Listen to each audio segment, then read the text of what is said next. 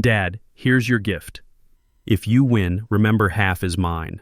Let me tell you something. When your own daughter tosses a lottery ticket across your dining room table like she's throwing scraps to a dog, you know you've failed somewhere along the way. I'm Raymond Mitchell, 68 years old, and I caught that crumpled piece of paper with these weathered hands that have rebuilt more engines than I can count over 45 years as a mechanic. The ticket felt light as a feather, a Fiveler Powerball from the gas station down on 5th Street. You know the kind, where you pick your own numbers and dream about hitting it big. I stared at those little bubbles I'd have to fill in later, trying to process what had just happened at my own Father's Day dinner. Very thoughtful, sweetheart, I managed, forcing a smile that probably looked as fake as it felt.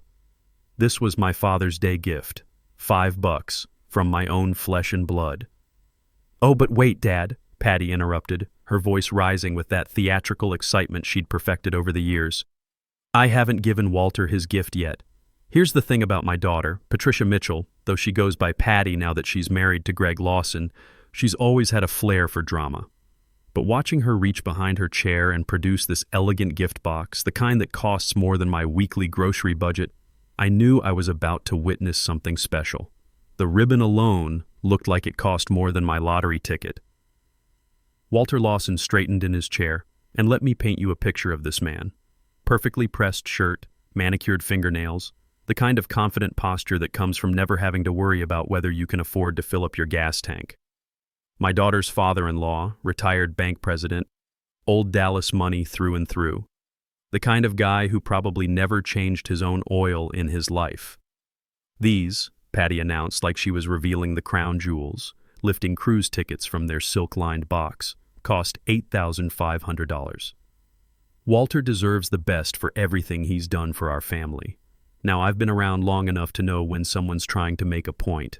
And brother, was she ever making one? The weight of that lottery ticket in my hand suddenly felt like holding air. I watched Walter examine those tickets with the satisfaction of a man who expected expensive gifts, his fancy fingers tracing the gold embossing like he was reading scripture. Now this is what I call a proper gift, Patty, Walter said, and his voice carried that particular tone rich folks use when they're approving of something expensive. His eyes met mine across my modest dining room table. Your father taught you well. That phrase just hung there in the air like smoke from a bad exhaust pipe. You could feel everyone else at the table shifting uncomfortably. My sister Margaret clearing her throat, my nephew Tommy suddenly finding his plate fascinating, even my grandson Tommy Mitchell Jr., who's usually glued to his phone like it's life support, looked up with confusion written all over his 16-year-old face. Dad always said actions speak louder than words, Patty replied, her laugh bright and sharp as broken glass. She glanced at Walter, and something passed between them, one of those looks that makes your chest tighten because you know you're being talked about without words. Some people show love through grand gestures. Others... She gestured at my lottery ticket like it was evidence in a trial. I held that paper steady, though my hands wanted to shake. You know how it is when you're trying to keep your dignity while someone's doing their best to strip it away? I appreciate the thought, Patty. Really. Oh, it's just a little joke, she said, waving dismissively like she was shooing away a fly. But seriously, if you hit the jackpot, I expect my cut. I paid for it after all. Walter chuckled, the sound low and satisfied like a cat that just caught a mouse. Perhaps next year Raymond will surprise us all with something more substantial. The afternoon sunlight was streaming through my windows, highlighting every uncomfortable expression around my table. Margaret's fork stopped halfway to her mouth. Tommy's wife Sarah was suddenly very interested in the family photos on my walls. The whole room felt like a church during a bad sermon, everyone wanting to leave but too polite to get up and walk out. These cruise tickets, Walter continued, fanning them out like playing cards at a poker game, represent 2 weeks in the Mediterranean, first-class accommodations, private balcony, all meals included, the kind of experience that creates lasting memories. I nodded, my throat feeling like I'd swallowed sandpaper. Sounds wonderful. It is wonderful, Patty agreed with the enthusiasm of a game show host. Walter has always been there for us financially. He helped us buy our house, paid for Tommy Jr.'s private school, even covers our country club membership. He's earned something special. That lottery ticket felt like it might disintegrate in my grip. Let me tell you about those double shifts I worked at Miller's Classic Garage, the overtime hours fixing transmissions and rebuilding engines, all so I could pay for Patty's college education. You want to talk about earning something? How about those nights I fell asleep in my recliner too bone-tired to make it to bed after working 16-hour days just to afford her textbooks? My wife Linda had been gone 10 years now, cancer taking her when she was only 55. I'd raised Patty through her teenage years alone, working extra jobs to make sure she had everything she needed. You know what I mean? The kind of sacrifices you make, because that's what fathers do. We don't talk about it, we just do it. Back in '71, when I came home from Vietnam, I thought I had life figured out. Got a job at Miller's Classic Garage, married Linda 2 years later, and when Patty was born in '81, I thought I understood what love really meant. I was 42 years old, holding this tiny person who depended on me for everything, and I swore I'd never let her down.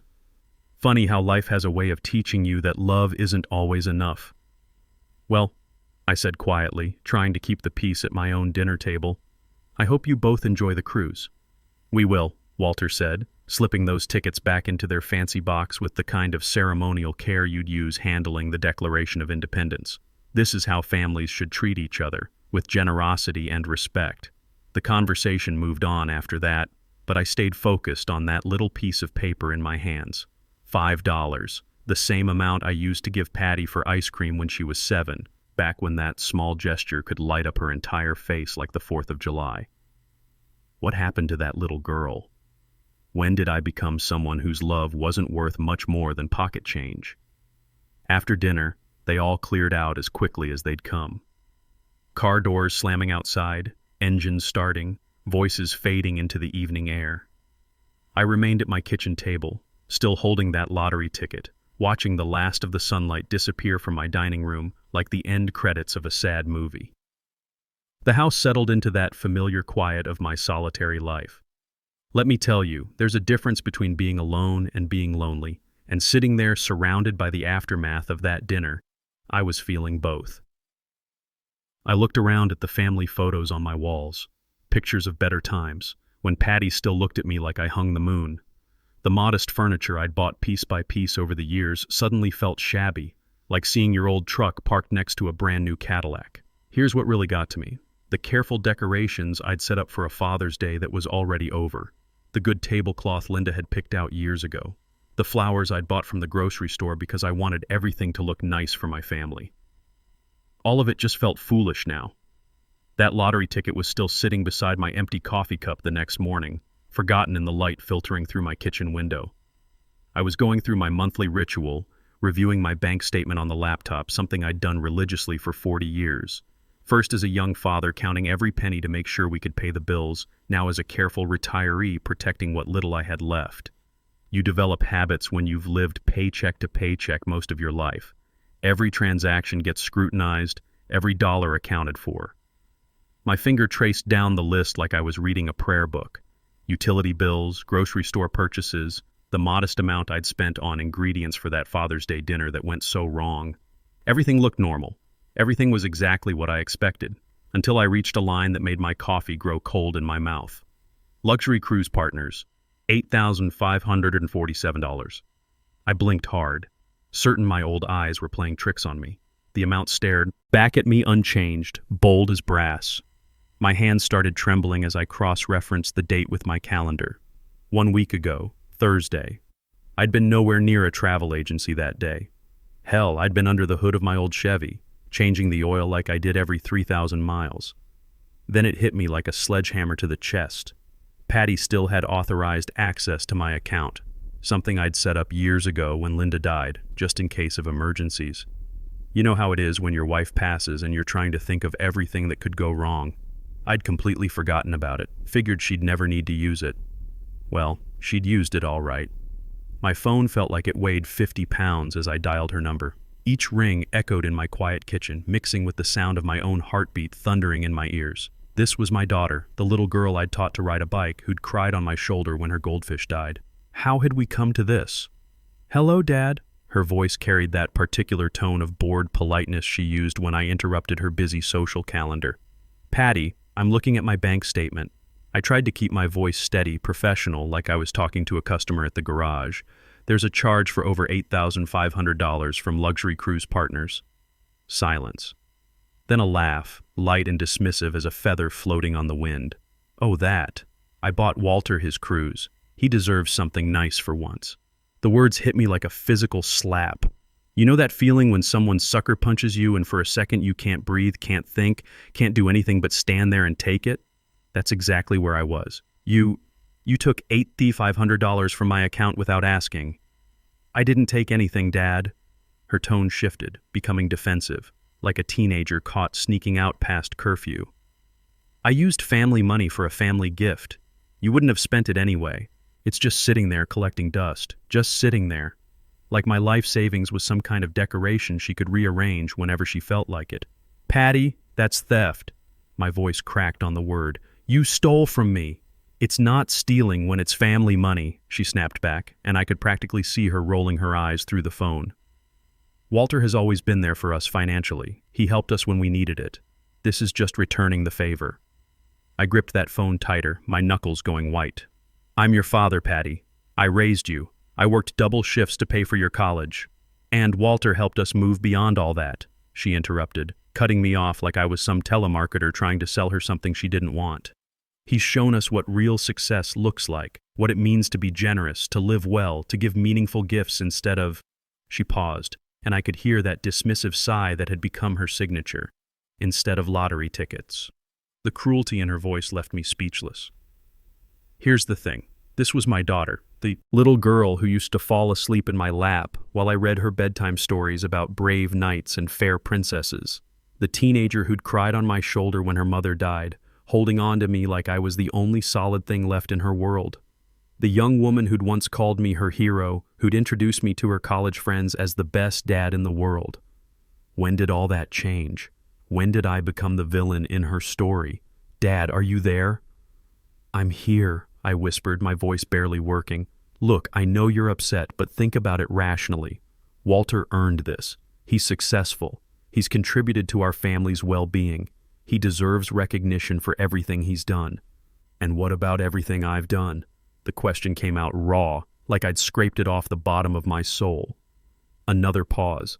When she spoke again, her voice was colder than a Dallas winter morning. You did what fathers are supposed to do. Walter went above and beyond. The line went dead with a click that echoed through my kitchen like a gunshot. I stared at that phone, listening to the dial tone drone on like a funeral march. These same hands that had held her as a baby, taught her to ride a bike, applauded at her high school graduation. They were shaking like leaves in a windstorm. I walked to my nightstand and grabbed that lottery ticket, the $5 joke she'd thrown at me like scraps to a stray dog. Even this pitiful gesture had been bought with my own stolen money. The irony was so perfect it would have been funny if it wasn't breaking my heart. You know what I did next? I crumpled that ticket in my fist and marched straight to the kitchen trash can. The paper made a satisfying thud as it hit the bottom, joining the coffee grounds and empty cans that represented my simple, apparently worthless life. But let me tell you something about being 68 years old and having your world turned upside down. Sometimes you need to get out of the house before the walls start closing in on you. I grabbed my jacket and headed for the door, my legs carrying me down the familiar streets of my neighborhood like they had a mind of their own. The morning air was crisp and clean, filled with the sounds of suburban life that usually comforted me. Lawnmowers starting up, children playing in their yards, neighbors calling greetings across fence lines. Normal people living normal lives, probably not dealing with daughters who thought they were trash. Mrs. Patterson was in her garden, her arthritic hands gentle with her tomato plants. She'd been my neighbor for 15 years, ever since Linda and I moved to this street. "Beautiful morning, Raymond," she called out with a wave. "Yes, it is," I replied automatically, though the day felt anything but beautiful. I walked past the Henderson house, where Tom was teaching his grandson to throw a baseball in the front yard. The boy's laughter carried on the breeze, pure and uncomplicated. I remembered teaching Patty the same way, her small hands gripping that ball with determination, her face bright with joy when she finally made a perfect throw. "Did you see that, Daddy? Did you see?" she'd shout, dancing around like she'd just won the World Series. When had that changed? When had my love become insufficient, my life something to be ashamed of? When did providing for your family become less important than having money to throw around? My phone buzzed with a text message. For just a second, hope fluttered in my chest like a bird trying to escape a cage. Maybe Patty had thought about what she'd done. Maybe she'd realized how badly she'd hurt me. Dad, I talked to Greg about the money situation. He thinks you're overreacting. It's not like you needed it for anything important. We'll pay you back when we can. Maybe for Christmas. P. I stopped walking right there in the middle of the sidewalk and read that message again.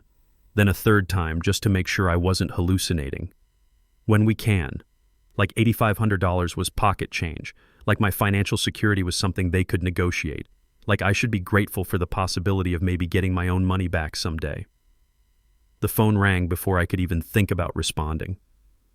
My sister Margaret's name appeared on the screen and I almost didn't answer. But Margaret had always been straight with me, even when the truth hurt. Raymond, are you okay? Patty called me, said you were upset about some money thing. She stole $8,500 from my account, Margaret. The words came out flat and emotionless like I was reading from a grocery list. To buy her father-in-law a cruise. Dead silence on the other end. Then, she what? She still had access to my account from when Linda died. She used it to buy Walter an $8,500 cruise for Father's Day. Meanwhile, she gave me a $5 lottery ticket and told me half the winnings were hers. Jesus, Raymond. Margaret's voice dropped to a whisper. Are you sure? Maybe there's some mistake. She admitted it, Margaret. Said it wasn't really stealing because it was family money. I laughed, but there was no humor in it, just the bitter taste of betrayal. She said Walter deserved it because he's been generous to them, unlike me, apparently.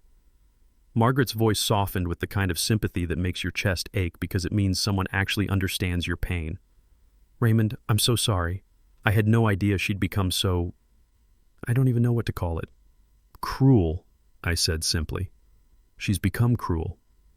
We talked for a few more minutes, Margaret offering to come over, to call Patty herself, to help however she could. But here's the thing about family betrayal. There's nothing anyone else can do to fix it. No amount of intervention can change the fact that your own daughter thinks so little of you that she'll steal from you and then act like you're the problem.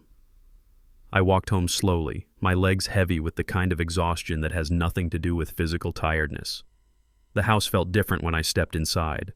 Smaller, shabbier, marked by the kind of poverty that comes from being seen through someone else's dismissive eyes.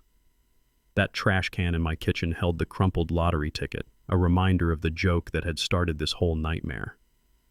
I stared at it for a long moment, remembering the weight of those $5 in my hand, the laughter in Patty's voice as she tossed it across the table like it was garbage. You know what I decided right then and there? Tomorrow I was calling the bank. I was going to revoke her access to my account and take the steps I should have taken years ago. But that night, I was going to sit in my quiet house and mourn the daughter I'd lost somewhere along the way. The next morning hit me with the kind of brutal clarity that only comes after a sleepless night. I sat at my kitchen table, coffee growing cold while I stared at the bank's phone number written on a piece of paper. My hands felt steady for the first time in 24 hours. First National Bank Customer Service. This is Rebecca. How can I help you? I need to revoke authorized access to my account, I said, my voice clear and determined. Someone has been making unauthorized purchases. Let me tell you, that conversation was surprisingly simple. Rebecca's voice carried professional sympathy as she walked me through the process. Within 15 minutes, Patty's access was terminated. New security measures were in place, and I felt something I hadn't experienced in years, the solid certainty of protecting myself. Is there anything else I can help you with today, Mr. Mitchell? No, that covers it. Thank you. I hung up and looked around my kitchen with new eyes. The modest space felt different somehow. Not shabby anymore, but honest, clean, mine. My gaze fell on that trash can, and I remembered the lottery ticket lying crumpled among the coffee grounds. The $5 joke that had started this whole mess, purchased with my own stolen money and thrown back at me like I was some kind of charity case. You know what? I walked over and stared down at that crumpled paper. Even this pathetic gesture had been bought with money taken from my account without permission. The irony was almost laughable, if you could find humor in having your heart broken by your own child. With sudden, decisive anger, I grabbed that ticket and smoothed it out on my counter. The blank spaces for numbers stared back at me, waiting to be filled in. I'd thrown it away without even bothering to pick my numbers. That's how little I'd thought of the whole thing. But now I was going to fill in those numbers. Not because I thought I'd win anything, but because it was mine. I'd paid for it, even if I hadn't known it at the time. And I was going to make my choices, not let someone else determine what happened to something that belonged to me. I grabbed a pen and started filling in those little bubbles. 07, Linda's birthday, July 7th. 14, the day we got married, July 14th. 23, Patty's birthday, March 23rd, back when she still loved me. 35, the number of years Linda and I were married before cancer took her. 42, my age when Patty was born, when I thought I understood what love really meant. For the Powerball number, I picked 18, the age Patty was when she left for college, when she hugged me tight and told me I was the best father in the world. Before Walter Lawson and his money came along and showed her what real success looked like. I folded that ticket carefully and put it in my wallet.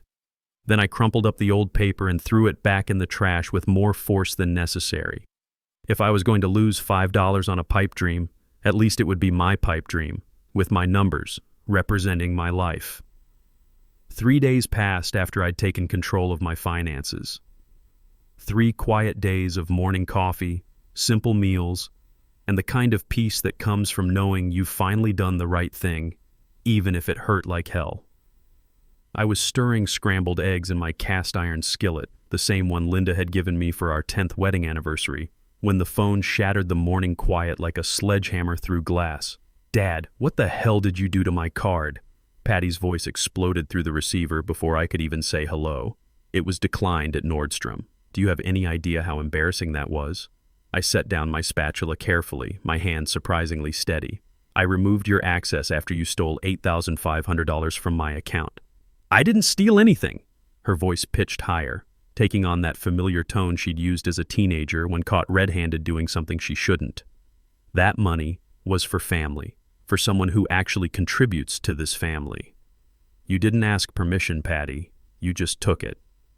Through the phone, I could hear the rustle of shopping bags, the distant hum of mall traffic. She was calling me from some parking lot, probably sitting in that BMW that Walter had helped them buy, surrounded by purchases she couldn't afford. I was standing there with a $600 handbag, Dad. $600. The sales associate ran my card 3 times before telling me in front of everyone that it was declined. Other customers were staring. I looked like some kind of common person who can't afford her purchases. The way she said common person made my chest tighten, like being unable to afford $600 handbags was some kind of moral failing, like the life I'd built with my own 2 hands was something to be ashamed of. "I'm sorry you were embarrassed," I said quietly, meaning it despite everything. "But that doesn't change what you did." "What I did?" She laughed, but there wasn't an ounce of humor in it. "What I did was treat Walter with the respect he deserves, something you've never learned to do." I carried that phone to my kitchen table, settling into the same chair where I'd discovered her theft just days before. The morning light was streaming through my windows, illuminating the simple life I'd built after Linda died. Nothing fancy, but everything honest and paid for. "Patty, I raised you. I worked 60-hour weeks to put you through college. I thought that counted for something. And Walter helped us move beyond all that," she snapped, cutting me off like I was wasting her precious time. "He's shown us what real success looks like, what it means to be generous, not sitting on piles of money like some kind of miser." That accusation hit me like a physical blow. 40 years of careful saving, of choosing generic groceries and driving used cars so I could provide for my family. 40 years of putting away every spare dollar so Patty would never have to worry about college tuition or whether we could afford Christmas presents. And this was how she saw it, me being a miser. You know what hurts the most? I'd taught her to value hard work and saving money. When she was little, I'd given her a piggy bank and showed her how to put away her allowance. "Every dollar counts, sweetheart," I used to tell her. "Save today so you can have what you need tomorrow." Apparently, Walter had taught her a different lesson entirely. Let me tell you something about my time in Vietnam. I learned that respect isn't something you inherit or buy, it's something you earn. I came back from Saigon in '71 with nothing but a duffel bag and a determination to build something solid. I'd seen too many good men die young to waste the life I'd been given. Every paycheck I earned at Miller's, every overtime hour I put in, every sacrifice I made, it was all about building something that would last. You're going to regret this decision, Dad. Her voice dropped to a tone I'd never heard before, cold and calculating like a business negotiation. You think you can humiliate me publicly and just walk away? You think there won't be consequences? Patty, I'm not trying to hurt you, I'm protecting myself. No, you're being selfish and petty and cruel. Each word landed with deliberate precision like she'd been practicing this speech. But I won't let you get away with it. I have friends, Dad. People who matter in this community, people who understand what family loyalty actually means. The threats came faster now, each one designed to hit my deepest fears about growing old alone. No more Christmas visits, no relationship with future grandchildren. A lonely old man dying with nobody who cared enough to attend his funeral. She painted a picture of isolation so complete it would have broken me a week ago. But you know what? Sitting there in my honest kitchen, surrounded by furniture I'd bought with money I'd earned, I realized something had changed in me. The fear was still there, but it was overwhelmed by something stronger, self-respect. If that's your choice, I said quietly, surprised by how calm my voice sounded, I'll have to accept it. The finality in my voice seemed to shock her into silence.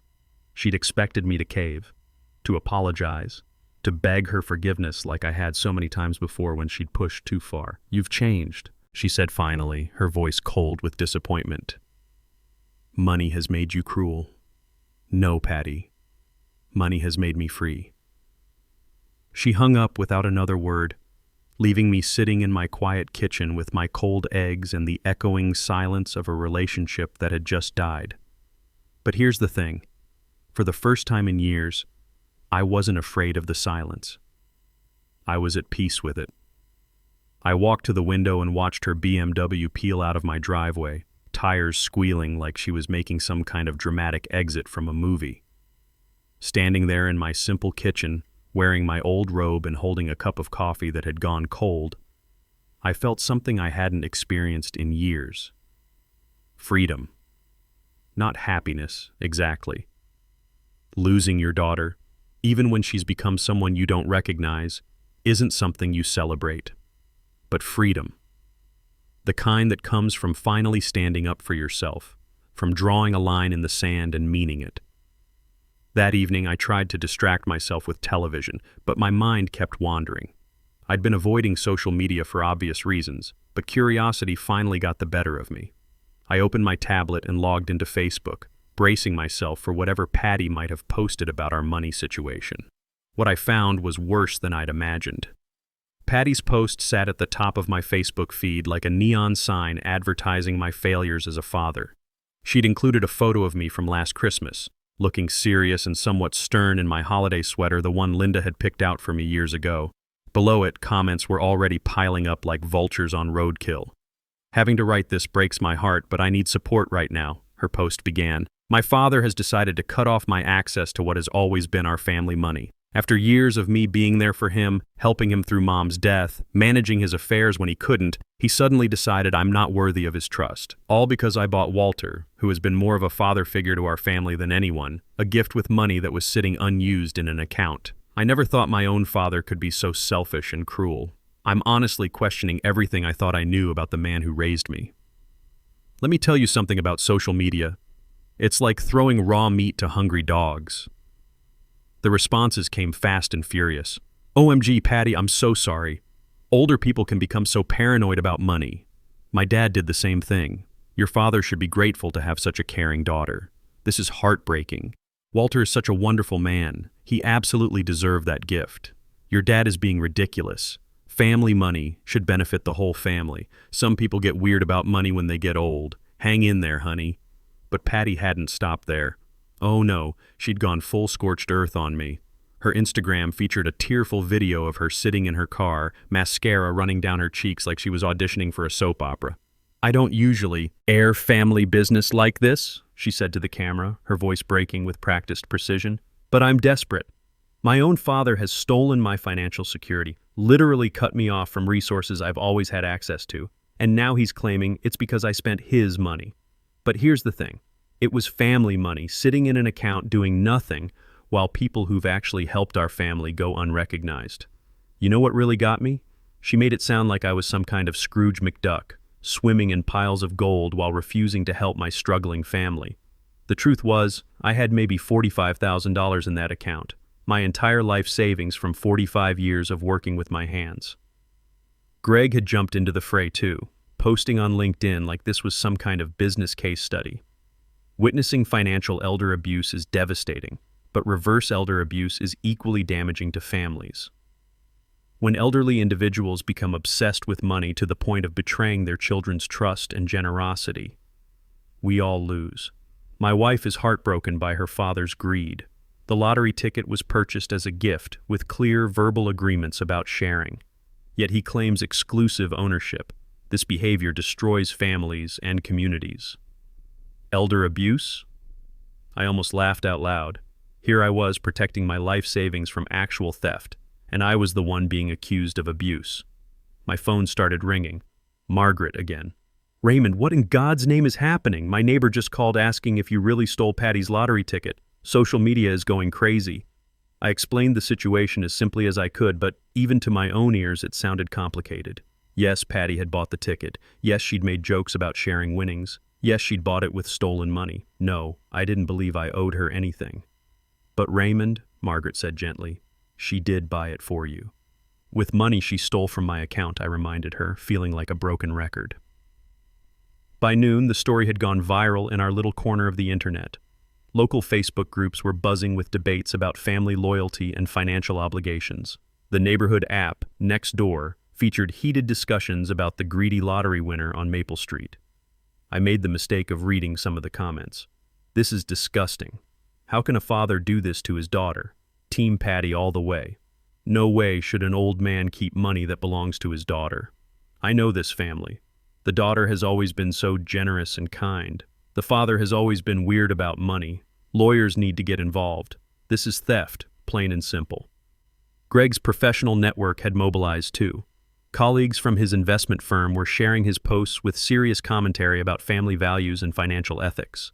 Their entire social circle, people I'd known for years, whose cars I'd fixed, whose kids I'd taught to change oil, were publicly supporting Patty's version of events. I closed my laptop and walked to my kitchen window, looking out at the neighborhood I'd called home for 30 years. 3 neighbors were standing near my mailbox, clearly discussing the situation. When they saw me at the window, they scattered like guilty teenagers. My phone buzzed with text messages from unknown numbers. Channel 8 wants to interview you about the lottery controversy. Can you call us? Dallas Morning News seeking comment on family lottery dispute. Legal representation available for lottery ticket disputes. Free consultation. I turned off my phone and sat in my quiet kitchen. The lottery ticket was still in my wallet, those numbers I'd picked representing the best parts of my life with Linda and Patty. Outside, my neighbors whispered and speculated, their judgment delivered through social media comments and careful distances. Here's the irony that wasn't lost on me. I had $5 riding on a lottery drawing, and I'd never felt more alone in my life. But you know what? That $5 was mine. I'd picked those numbers myself, and whatever happened, at least I'd done it on my own terms. The following evening found me in my recliner, remote control loose in my palm as I flipped through channels without really watching anything. The social media aftermath had been eating at me all day. Neighbors who suddenly crossed the street when they saw me coming. The cashier at the grocery store who'd looked at me like I was some kind of criminal. Patty's narrative was spreading like wildfire, and I was losing the battle for my own reputation without even fighting back. Click. A cooking show featuring some fancy French chef making things I couldn't pronounce. Click. A sitcom from the 90s that I'd seen 100 times before. Click. Local news discussing property tax increases that would probably price me out of my neighborhood eventually. Click. The state lottery drawing program. Good evening, Texas. Welcome to tonight's Powerball drawing where we have a rollover jackpot of $85 million. I almost changed the channel. The last thing I needed was to be reminded of that ticket sitting in my wallet, those numbers I'd picked in a moment of stubborn pride. But something about the announcer's cheerful voice made me pause. Maybe it was the absurdity of it all. Here I was being called a greedy miser for protecting my modest life savings, while someone was about to win more money than I could spend in 10 lifetimes. Tonight's winning Powerball numbers are... The announcer's voice took on that ceremonial tone they use for momentous occasions. 07, 14, 23, 35, 42, and the Powerball number is 18. My hand froze on the remote control like I'd been struck by lightning. Those numbers. I knew those numbers. I'd picked them myself just 3 days ago, each one representing something precious from my life with Linda and Patty. 7, Linda's birthday. 14, our wedding day. 23, the day Patty was born. 35, years of marriage before cancer took Linda. 42, my age, when I became a father. And 18, Patty's age when she left for college, still calling me her hero. I fumbled for my wallet with shaking hands, nearly dropping it twice before I managed to get that lottery ticket out. The paper was already showing wear from being folded and unfolded, but those numbers were clear as day. 07, 14, 23, 35, 42. Powerball 18. Perfect. Every single number matched. Let me tell you something about shock. It hits you in waves. First, disbelief. This couldn't be happening. Things like this didn't happen to guys like me. Second, the need to verify. I grabbed the remote and rewound the broadcast, watching the numbered balls pop up one by one, each one matching the ticket in my trembling hands. Third wave, pure, overwhelming disbelief that bordered on panic. I sat there in my recliner staring at that piece of paper like it might burst into flames. The $5 joke that Patty had thrown at me with such contempt. The gift she'd bought with my own stolen money and then claimed half ownership of. The piece of garbage I'd almost thrown away in anger. It was worth $85 million. With hands that felt like they belonged to someone else, I called the lottery hotline. The automated system walked me through the verification process, that mechanical voice confirming what my eyes were telling me, but my brain refused to accept. The winning Powerball numbers for tonight's drawing are 07, 14, 23, 35, 42, with Powerball number 18. The jackpot amount is $85 million. I hung up and looked around my modest living room with completely new eyes. The worn furniture I'd bought piece by piece over the years. The family photos showing happier times. The simple decorations that Linda had chosen because she said they made the house feel like home. All of it suddenly felt surreal, like I was looking at someone else's life through a window. You know what my first thought was? Not about the money, not about what I could buy or where I could go. My first thought was Patty's voice from Father's Day dinner. If you win, remember half is mine. I barely slept that night. Every time I closed my eyes, I'd jolt awake and check that ticket again, convinced I'd imagined the whole thing. By morning, I'd verified those numbers so many times I could have recited them backwards. The Texas Lottery Commission offices in downtown Dallas were more impressive than I'd expected when I drove there the next morning. Glass and steel reaching up toward the cloudy sky, with security guards and the kind of serious atmosphere you'd expect from a place that handles millions of dollars every day. I clutched that ticket in a plastic sleeve I'd found in Linda's old desk drawer, my palms sweating despite the cool March air. Walking through those doors felt like entering a different world, one where a guy like me had no business being. Mr. Mitchell? The lottery official was a professional-looking woman named Janet Adams, who smiled like she dealt with shocked lottery winners every day. I understand you believe you have a winning ticket? I do, I said, my voice sounding steadier than I felt, though I'm still having trouble believing it myself. She examined my ticket under some kind of specialized scanner, her expression remaining professionally neutral. This is quite a story, she said finally. A Father's Day gift that turned into an $85 million win. How does it feel? Unreal, I admitted, like I'm going to wake up any minute. Janet smiled warmly. Well, I'm happy to tell you this isn't a dream, Mr. Mitchell. This is indeed a winning ticket. However, our verification process takes 48 hours for prizes of this magnitude. We need to confirm authenticity through multiple security measures and prepare all the legal documentation. I nodded, signing papers and providing identification while my head spun with numbers and legal terminology I barely understood. By the time I left the lottery office, my head was swimming with figures and legal terminology that made about as much sense to me as quantum physics. But one fact remained crystal clear, burned into my brain like a cattle brand. I was worth $85 million. The drive home passed in a blur of familiar streets that suddenly felt foreign. Everything looked exactly the same. Mrs. Patterson tending her roses, kids playing in their front yards, the corner grocery where I'd bought coffee and donuts for 30 years. But I felt like an alien visitor observing someone else's life through a telescope.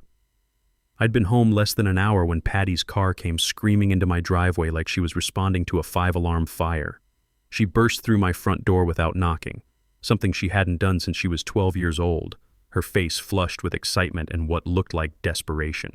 "Dad, I heard about the lottery!" she practically shouted, her voice pitched high with barely controlled hysteria. "Jessica at the office knows someone who works at the lottery commission. She saw your name on the winners list." I remained seated at my kitchen table where I'd been staring at the official lottery paperwork spread before me like evidence in a trial. "Hello, Patty. Don't hello me." She was practically vibrating with energy, pacing around my kitchen like a caged animal. "Do you realize what this means? We're millionaires. Remember what I said at dinner? Half is mine." Here's the thing about greed. It makes people stupid. If Patty had come in with an apology, if she'd shown even a hint of remorse for stealing from me, things might have gone differently. But watching her assume she was entitled to half of my winnings after what she'd put me through, that crystallized everything wrong with our relationship right there in my kitchen. "That was a gift, Patty," I said, my voice coming out calmer than I felt. "You can't take back a gift."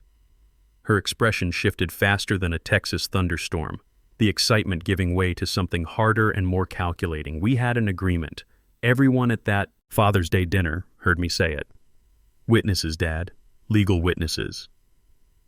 "You threw that ticket at me like garbage," I said quietly, meeting her eyes across the table. "You bought it with money you stole from my account. It was never about sharing anything." "Stole?" Her voice went up an octave, that same indignant tone she'd used as a teenager when caught sneaking out. "I used family money for a family purpose, and now you're trying to cheat me out of what's rightfully mine." I looked at my daughter, really looked at her, and saw a stranger wearing Patty's face. The little girl who used to climb into my lap for bedtime stories had been replaced by someone I didn't recognize, someone whose first thought upon hearing of my good fortune was calculating how much of it belonged to her. You know what hit me the hardest? She hadn't asked how I was feeling, hadn't shown any excitement for me, hadn't even pretended to be happy that something good had finally happened to her old man. It was all about what she could get from it. Let me tell you about the lessons I'd learned working on engines for 45 years. When something breaks down, you don't keep putting bandages on it. Sometimes you have to rebuild from the ground up, and sometimes you have to scrap the whole thing and start over. Looking at Patty in that moment, I realized our relationship had been running on empty for years. "The ticket was a gift," I repeated, each word deliberate and clear. "Whatever your intentions, whatever you said at dinner, it became mine the moment you gave it to me. I'll sue you." She slammed her hand down on my table so hard it made the lottery papers jump. "I'll prove that ticket belongs to me. I'll take you to court and make sure everyone knows what kind of man you really are." "And what kind of man am I, Patty?" She paused, her chest heaving with anger. For just a moment, I saw something flicker across her face, maybe recognition, maybe shame. But it passed quicker than a summer rain shower, replaced by cold determination. "The kind who steals from his own daughter," she said, each word delivered like a slap to the face. Let me tell you something about that moment. It was like watching someone you love die right in front of you. The daughter I'd raised, the girl I'd sacrificed everything for, was gone. In her place stood this bitter, grasping stranger who saw me as nothing more than an obstacle between her and money she'd never earned. She stormed out as dramatically as she'd arrived, her parting shot hanging in the air like gun smoke. I listened to her car engine roar to life and fade into the distance, then looked down at the official documentation confirming my lottery win. $85 million. More money than I could spend in 10 lifetimes. And sitting there in my quiet kitchen, all I felt was bone-deep tired. But I wasn't naive enough to think this was over. If I knew my daughter, and after 42 years, I thought I did, she was just getting started. The social media campaign had been bad enough when she thought I was just a stubborn old man protecting his modest savings. Now that there were real millions at stake, I was about to find out just how far she was willing to go to destroy me. My phone started buzzing before her taillights had even disappeared from my driveway. Text messages, missed calls, Facebook notifications piling up like snow in a blizzard.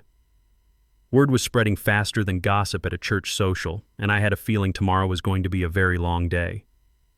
I turned off my phone, poured myself a glass of the cheap whiskey Linda used to tease me about, and sat in my quiet house, surrounded by lottery paperwork that proved I was one of the richest men in Texas, and I'd never felt more alone in my life. I woke to the sound of my phone buzzing like an angry hornet on my nightstand. 15 missed calls, 23 text messages, and enough social media notifications to crash a small computer server. The timestamp on the first Facebook post was 6:47 a.m. Apparently Patty had started her campaign before most people had their first cup of coffee. Urgent update. My father has won $85 million from the lottery ticket I bought him and is refusing to honor our agreement to share the winnings. This is the same man who cut off my financial access and has been emotionally abusing me for weeks. The ticket was my gift to him with the clear understanding that we would split any winnings. Now he's claiming the entire jackpot for himself while his own daughter struggles financially. This is elder abuse in reverse. When elderly people become so obsessed with money, they'll destroy their own families. Please share this post. I need people to know what's happening. She'd included that same photo of me from Christmas, but this time she'd added text overlay. Greedy father steals $42.5 million from daughter. Let me tell you something about going viral for all the wrong reasons. It's like being struck by lightning while standing in a tornado. The comments were pouring in faster than I could read them. OMG, this is horrific. How can a father do this to his own child? 85 million and he won't share with his daughter? What a monster. This man should be ashamed. That poor girl bought him the ticket. Someone needs to call Adult Protective Services. This is clearly dementia or greed-induced mental illness. But Patty hadn't stopped with Facebook. Her Instagram story was a masterpiece of manipulation, a series of videos showing her crying in different locations around her house, each one more dramatic than the last. In the kitchen, this is where I used to cook family dinners, back when I thought family meant something. In the living room, I'm probably going to lose this house because my father would rather hoard money than help his own child. In what looked like her walk-in closet, people are asking why this matters. It's not about the money. It's about a father's love and keeping promises to your children. The woman had turned emotional manipulation into performance art. Greg had mobilized his entire professional network, posting on LinkedIn like this was some kind of business ethics case study. Witnessing the destruction of family values in real time. When a parent becomes so consumed with wealth that they'll break promises to their children and destroy family bonds, we all lose. The lottery ticket was purchased as a Father's Day gift with explicit verbal agreements about sharing winnings. This behavior represents everything wrong with American values: greed over family, money over relationships.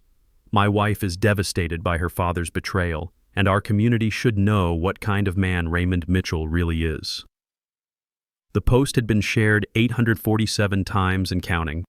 By 10 a.m., news vans were parked outside my house. Channel 8, Channel 11, the Dallas Morning News. My quiet street looked like a presidential inauguration. I watched through my kitchen window as reporters set up cameras and neighbors gathered in clusters, pointing at my house and talking among themselves. My landline started ringing every 5 minutes. Reporters wanting statements. Lawyers offering to represent me in this difficult family matter. Financial advisors promising to protect my newfound wealth. And strangers, dozens of strangers, calling to tell me what a terrible person I was. You should be ashamed of yourself, one woman told me. That poor girl deserves half that money. I hope you die alone and miserable, said another voice, this one male and younger. Greedy old bastard. I stopped answering the phone after the 10th death threat. Here's what really got to me. My neighbors, people I'd known for decades, were starting to believe Patty's version of events. Mrs. Patterson, who'd always waved cheerfully from her garden, now avoided eye contact when I looked out my window. The Hendersons had a news crew in their front yard, Tom talking animatedly while gesturing toward my house. Around noon, my doorbell rang. I figured it was another reporter, but when I peered through the peephole, I saw Walter Lawson standing on my front porch in his perfectly tailored navy suit. He looked completely out of place in my modest neighborhood, like a Cadillac parked at a Ford dealership. I almost didn't answer, but something about his posture, calm, patient, not aggressive like I'd expected, made me open the door. "Mr. Mitchell," he said, his voice measured and professional. "I believe we need to talk." "I'm not sure what there is to discuss, Mr. Lawson. There's quite a lot, actually." He paused, glancing at the news vans parked along my street. "Perhaps we could meet somewhere more private. Say Veterans Diner on 5th Street in an hour?" Veterans Diner was the kind of place where Walter would normally never set foot. Red vinyl booths, checkered floors, and coffee strong enough to wake the dead. The kind of honest working-class establishment that probably reminded him too much of where he'd come from before he made his fortune. "May I ask what this is about?" "The lottery ticket," Walter said simply, "and what I witnessed at your Father's Day dinner." My heart started hammering against my ribs. Walter had been there for the whole thing. He'd seen Patty throw that ticket at me like garbage. He'd heard her casual dismissal of it as a joke gift. "You were there," I said carefully. I was indeed. His expression was unreadable. "1 hour, Mr. Mitchell. I think you'll find what I have to say illuminating." The line went dead, leaving me staring at my phone in complete confusion. Walter wanting to meet could only mean one of two things. Either he was coming to pressure me into giving Patty her share, or something else entirely was happening here. I grabbed my jacket and headed for the door, pushing through the cluster of reporters on my front lawn like I was swimming upstream through sharks. "Mr. Mitchell, can you comment on your daughter's allegations?" "Sir, is it true you're refusing to share your lottery winnings? What do you say to people calling you the greediest father in America?" I kept walking, my head down, until I reached my old pickup truck. As I drove away, I could see the news vans following me in my rearview mirror, like a parade I never wanted to be part of. Whatever Walter Lawson wanted to tell me, I had a feeling it was about to change everything.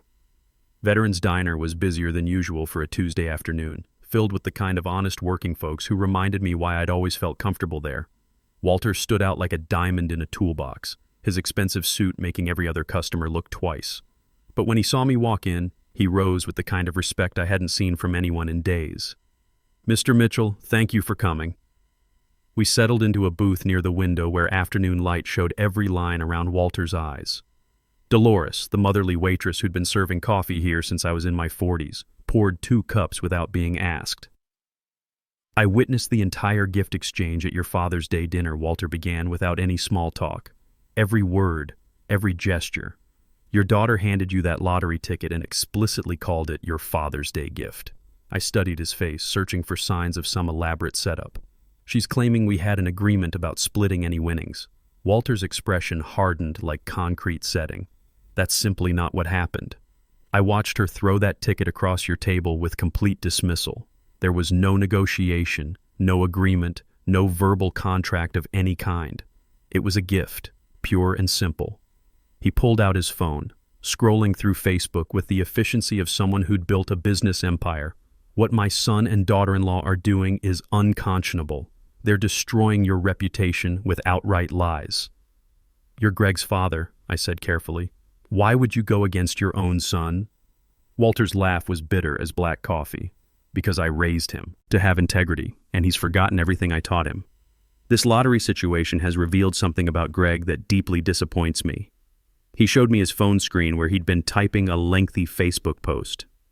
"I'm going to set the record straight. My name carries weight in this community, Mr. Mitchell. People know I don't lie about business matters, and this is exactly that, a matter of legal ownership and ethical behavior." I read over his shoulder as he refined his statement. "As a witness to the Father's Day gathering at Raymond Mitchell's home, I feel compelled to address the current social media controversy. I personally observed Patricia Mitchell purchase and present a lottery ticket to her father as a Father's Day gift. There was no negotiation, no agreement about sharing winnings, and no conditions attached to the gift. Mr. Mitchell is the rightful owner of that ticket and any winnings it generated. The current social media campaign against him is based on false information, and I cannot remain silent while a good man's reputation is destroyed by members of my own family. You don't have to do this," I said quietly. "Yes, I do." Walter's finger hovered over the post button. "My son has forgotten what it means to be a man of honor. Perhaps public embarrassment will remind him." He posted the statement, and immediately his phone started buzzing like a beehive. Within minutes, comments appeared from people in Dallas's business community, colleagues who knew Walter's reputation for honesty and fair dealing. "This changes everything," I breathed, watching the tide of public opinion shift in real time. Walter pocketed his phone and looked at me directly. "Mr. Mitchell, I built my business on integrity. I can't watch my son destroy that legacy with lies and manipulation." 2 weeks later, the phone call I'd been waiting for finally came. "Mr. Mitchell, this is Janet Adams from the Texas Lottery Commission. Your verification process is complete, and we'd like to invite you to our formal check presentation ceremony tomorrow morning." "A ceremony?" I asked, still processing the magnitude of what was happening. "We offer winners the choice between a private meeting and a public presentation. Given the recent media interest in your case, we thought you might prefer the transparency of a public ceremony." I thought about Patty's social media campaign, about the whispered conversations that still followed me through grocery stores, about neighbors who'd started making eye contact again after Walter's post. "Yes, I'd like the public ceremony." "Excellent. 10 a.m. at our Dallas headquarters. There will be media present, so dress appropriately. And Mr. Mitchell, congratulations. This is going to change your life." The lottery office buzzed with activity when I arrived the next morning. Television crews, photographers, and lottery officials created a controlled chaos that felt like the world's most expensive birthday party. When Janet announced me as the winner of the $85 million jackpot, the applause felt surreal.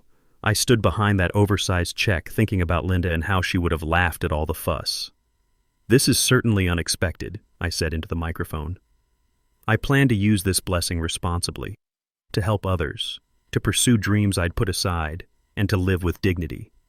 The questions came fast. How did it feel? What were my plans? Would I reconcile with my daughter? Then, through the crowd of media personnel, I saw them. Patty and Greg pushed through the gathering, her face flushed with desperation. She wore her most expensive dress, the one she saved for special occasions. "Stop!" she called out, her voice cutting through the professional atmosphere. "That's my ticket! We had an agreement!" Security moved immediately, but Patty's voice carried over their intervention. "Everyone here needs to know that ticket was bought with the understanding that winnings would be shared." "Ma'am, you need to step back," a security guard said firmly. I looked directly at Patty, feeling calmer than I had in months. The ticket was a Father's Day gift from my daughter. Mr. Walter Lawson, who was present at the dinner, has already confirmed the circumstances. That's all there is to it. "What do you plan to do with the money?" a reporter asked. I thought about Patty's face in the background, about the months of manipulation and betrayal. "I plan to help others who deserve it. I want to start the business I've dreamed about for years, and I intend to live with integrity." The weeks that followed were a careful balance of legal requirements and personal decisions. I knew I needed a fresh start, somewhere I could build something meaningful with this unexpected blessing. When the auto shop in San Antonio came up for sale, it felt like destiny calling. 6 months later, I stood in my new auto restoration shop in San Antonio, 3 hours south of Dallas, far enough that unexpected visits would require real commitment. The sign outside read Mitchell's Classic Restoration in simple, honest letters. I'd also established the Linda Mitchell Foundation, supporting single fathers and families going through hard times. Every month, we helped families with car repairs, job training, and basic necessities. Using the money for something meaningful felt better than any lottery win. The lottery ticket hung framed in my office now, not as a trophy, but as a reminder. Sometimes the most valuable gifts come disguised as insults, and the most necessary lessons come wrapped in pain. At 68 years old, I'd finally learned that real family isn't about blood or obligation. It's about respect, love, and mutual support. Sometimes the kindest thing you can do is stop enabling someone's worst impulses, even when it breaks your heart. I never heard from Patty again. But every restored car, every family we helped, every honest day's work was a vote for the kind of world I wanted to live in, and that felt pretty good.